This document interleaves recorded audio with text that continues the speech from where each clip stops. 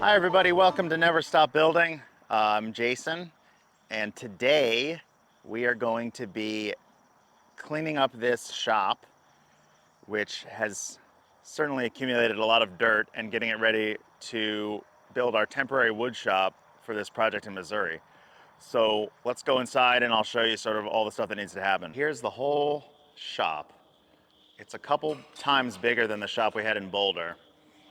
I don't know what exactly they use this for. Something with cows. It's pretty filthy on the ceiling. And then I guess we'll sweep and power wash the floor too. And once everything's moved out, it's gonna be a real clean space. We'll put up our lights and start running tools in here. So I guess let's get started.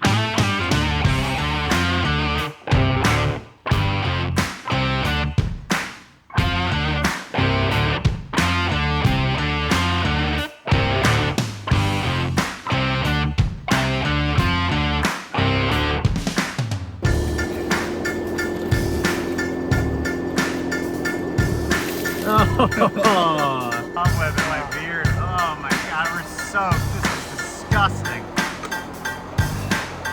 We got a third of it done, I think.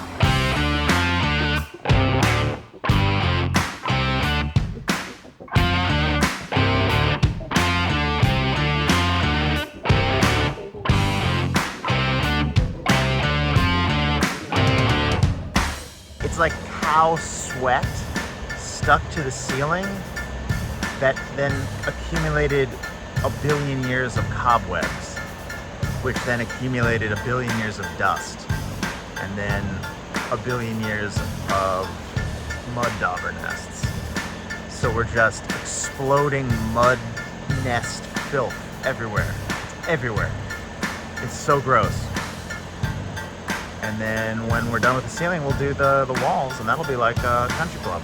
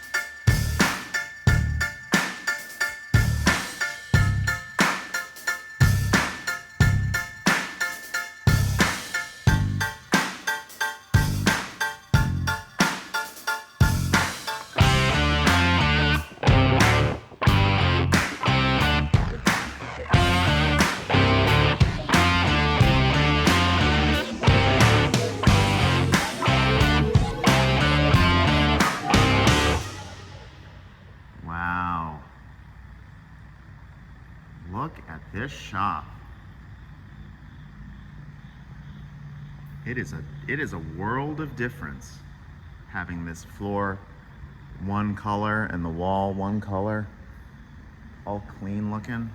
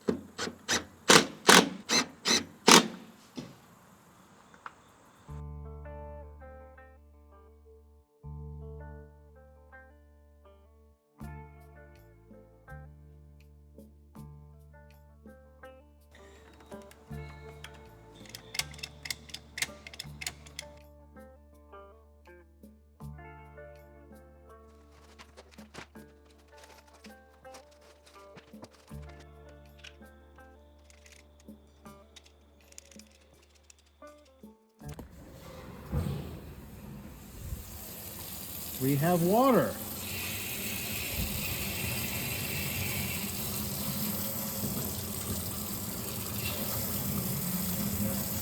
I don't think any of these valves work.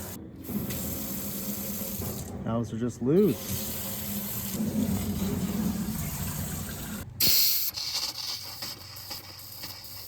Oh, nice. Okay, we got water.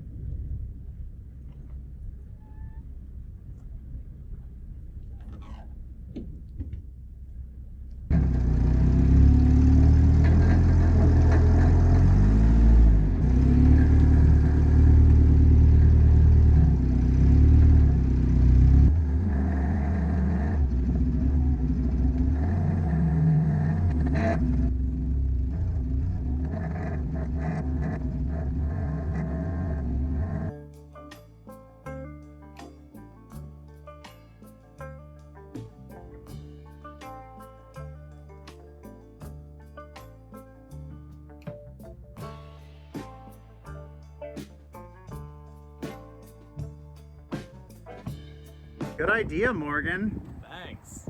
This is great. We can just start sliding some of this stuff up top out onto some forks and pallets.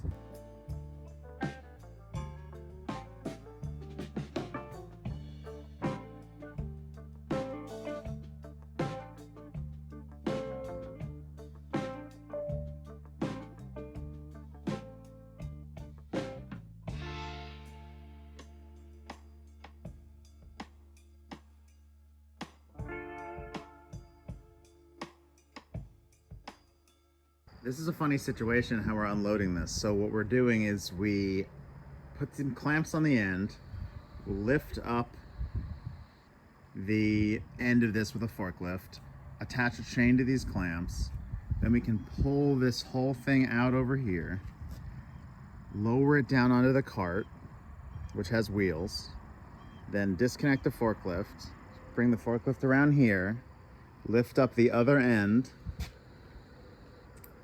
then use our brute strength to pull this out onto the cart, set it down onto one of these sawhorses, disconnect everything, then lift it in the middle and take it away.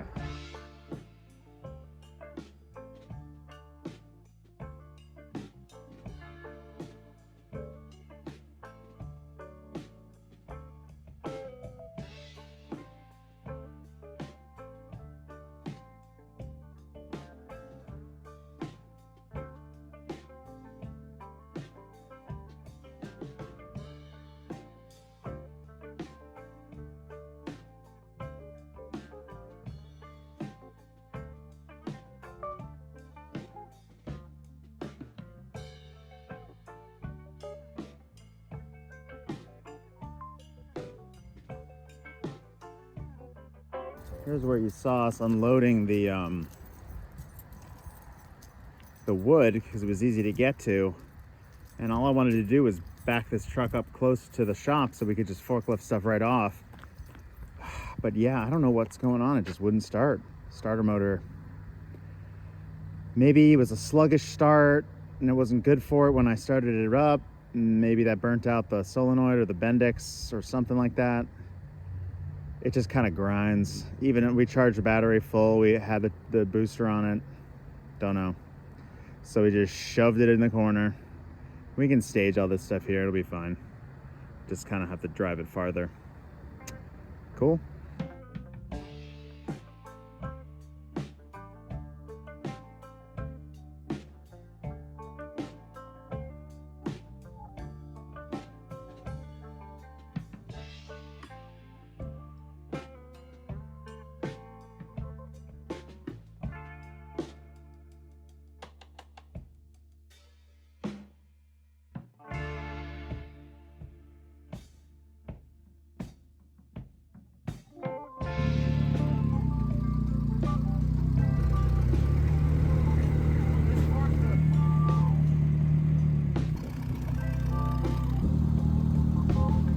Well, the truck is empty now except for the Takakawa resaw, or straight line rip. I told this machine that if it behaves and is good in this container during this project, I'll strip it down and give it what for with a bottle of oil and degreaser. Probably do a full restoration video on this guy, because when it works, it's going to be super nice for breaking down boards for drying and rough stock. But until then, we're closing this truck up. That was a lot of work. We got a lot of tools here. All this stuff fit in this truck, which is, it's amazing how much these trucks can hold. And we can add way more weight capacity too. Our next step is then going to be to get our shop layout finished and start moving this stuff in where it's going to go. Woo!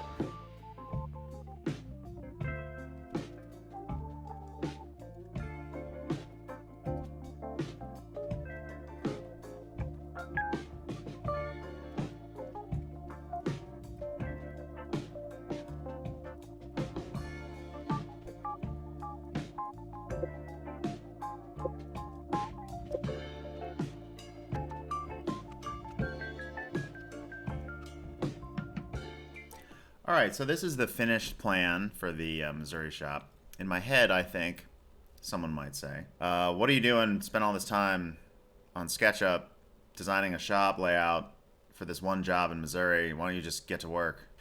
My response to that is, I spent 3 hours on this model, and that was in the evening, and that included modeling every one of these tools. Some modifications from 3D Warehouse, but pretty much, you know, take a couple measurements and look at a picture and then cobble together some parts from other models and you got yourself a shaper. So 3 hours to make all these models and the layout, you know, maybe add 30 minutes to take the dimensions of everything. In my opinion, I will make back that 3 hours over and over again. With efficiency of layout versus just throwing the tools down. One thing that's nice about doing it in SketchUp is you can, I modeled the infeed and outfeed and the work zones of all the tools. So if you're looking at it from the top down here, you can see that, you can see where the boards are going to go in and out, where people are going to be working. And so we can arrange the tools in a way that they won't get in the way of another tool. We can see what the shop's going to look like and think about how we're going to act in it. And we have a plan. So now when I go out with the forklift, I'm just picking things up and dropping them down. So we have the big radial arm saw, and we're going to build some simple tables with a measuring gauge stop block situation so that we can break down our stock very quickly into smaller pieces. A big use case from our cut lists is taking the stock right over to the bandsaw and ripping it into smaller components, rails, styles, or resawing it into panel material or tongue and groove material. So we have quick access back and forth between the bandsaw and the radial. Also, these tools are located towards this shop entrance area where we can bring in lots of raw materials or stage them under a tarp outside. Immediately opposite of the bandsaw is the planer, or joiner, my bad, joiner. That way we can cycle quickly between joiner and bandsaw, which is common. If you're ripping a lot of small pieces, it's often a good idea to joint two faces, rip, joint, rip, joint, rip, joint. And then it makes it a lot easier to do planer, which is right here. The planer is turned opposite of the feed direction so that we can either do a rotational cycle, or in certain cases, if we have something super long, we can even open up this garage door and feed it right out into the yard. And I made sure that forklift can access around these tools.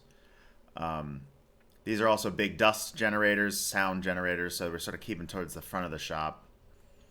As you get into the shop, leaving this massive open space with nothing in it for assembly work, sawhorses, free association. Much of the time I find myself building workstations to fit certain tasks, whereas you can't really move the big tools around because they're connected to dust collection and power. You can set up ad hoc workstations with the hand tools and be very efficient in processing materials. Shaper against the wall, where it's out of the way with its toolbox associated with it. One thing I didn't like about the old shop, where it was quite nice, I ended up putting all the tools in one place, and I was constantly going back and forth to get things from sort of the tool zone, whereas it makes a lot more sense to put the tools you need for a specific machine right by them. So this drawer is going to have all the shaper bits, necessary tools to maintain and work on this, etc. Same thing over here. This toolbox serves the mortising machine with its mortise bits. It'll also have the table saw blades and extra stuff like that for the table saw.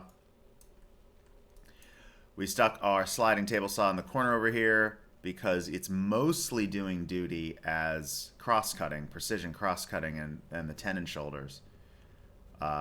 We can rip stuff if we need to. This area out here is actually like a dirt part of the barn.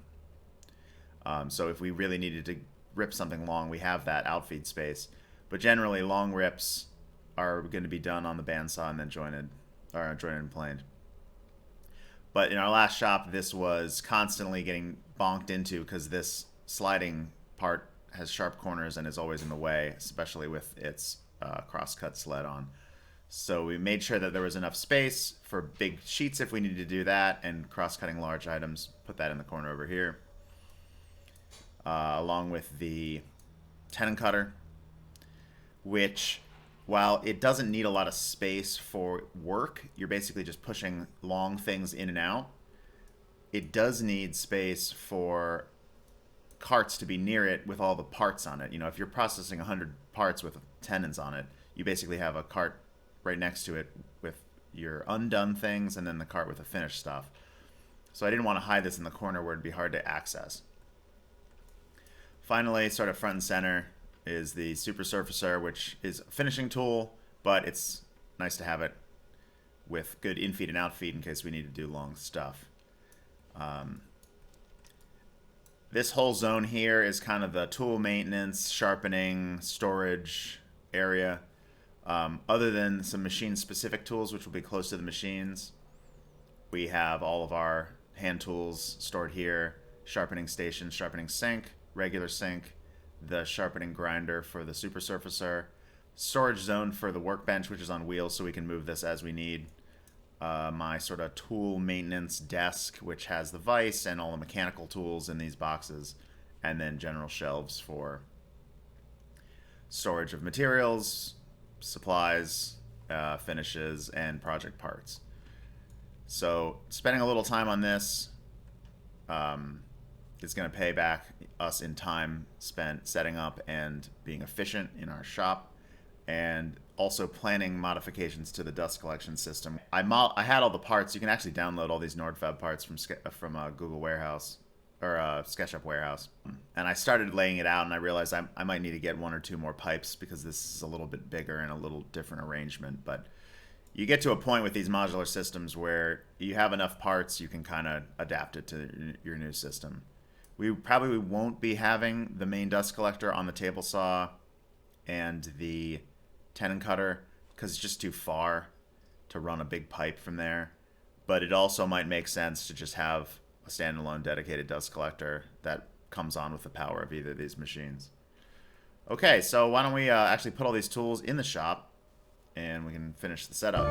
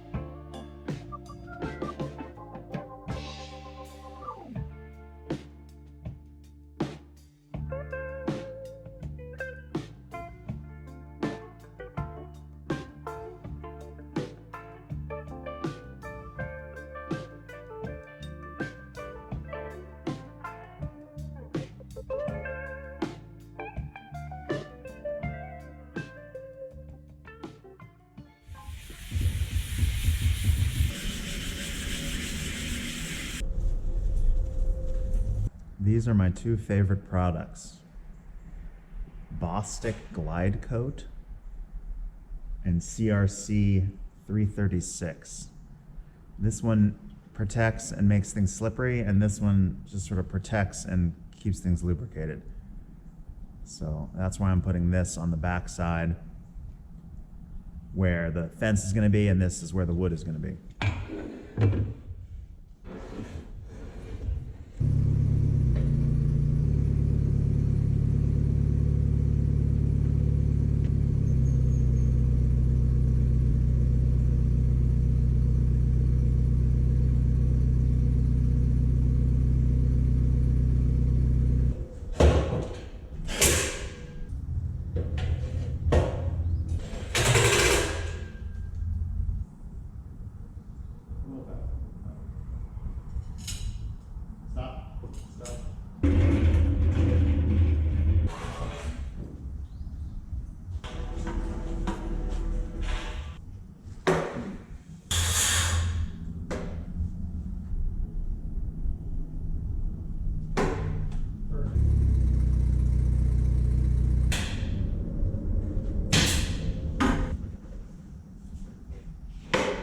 We want this wire because it's so cheap to just use this wire versus buy a whole other sub-panel wire. But we got to get it off of these poles. How are we going to do that?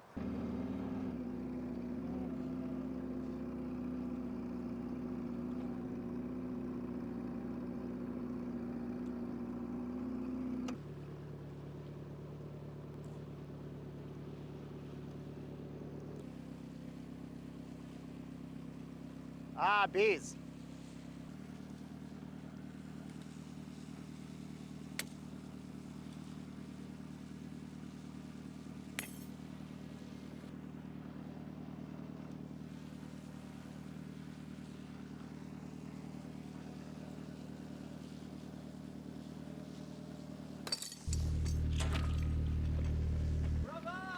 Bring me down, bring me down!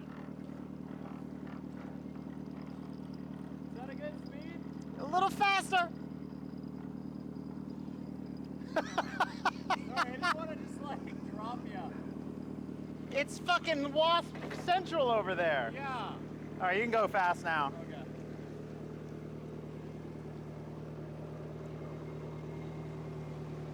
Woo!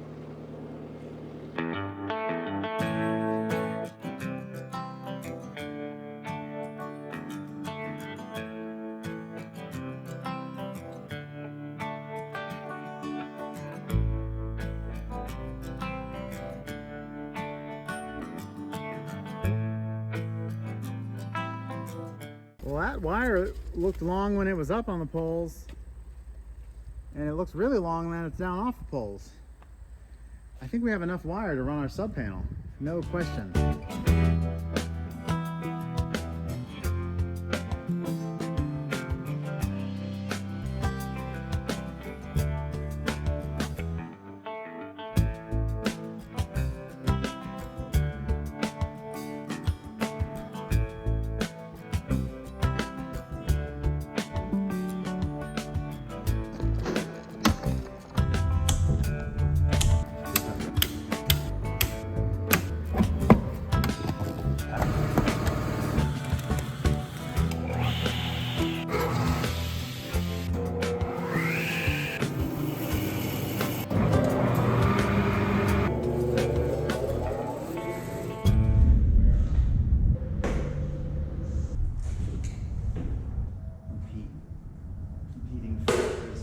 Yeah. Ooh. Ooh. Tool rearranging. Oh man.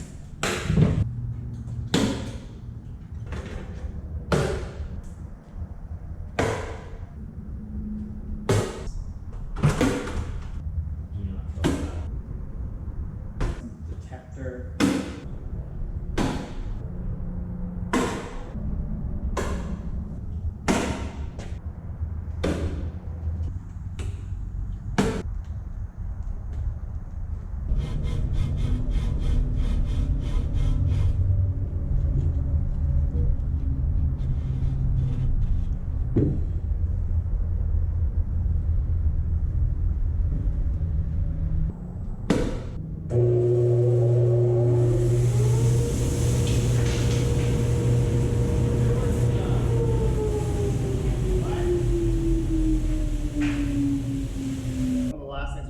do to get the shop fitted out is wire and plumb our dust collection system. So all the weight gates, all the blast gates are controlled pneumatically.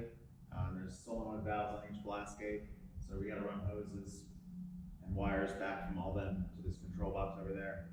And it's not the most interesting work, so why don't we just get it done really quickly? That was pretty easy. Let's see if it works when I turn on this here planer.